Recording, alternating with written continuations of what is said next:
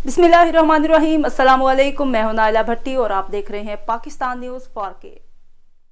खबर शामिल करते हैं। दीना से मोहम्मद रियाज की रिपोर्ट के मुताबिक मुल्क भर की तरह तहसील दीना कला रोहतास में भी शुहदाए करबला की याद में मुहर्रम उल हरम के छोटे बड़े मातमी जुलूस निकाले गए।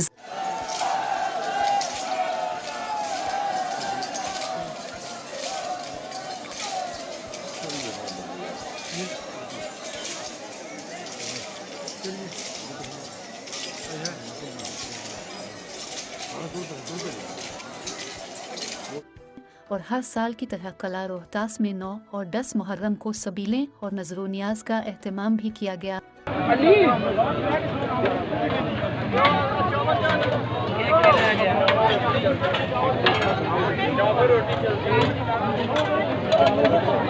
कला रोहतास में पुलिस की जानिब से सिक्योरिटी के सख्त इंतजामात में जुलूस अमन व अमान और खैर व आफियत से इख्तिताम पजीर हुआ।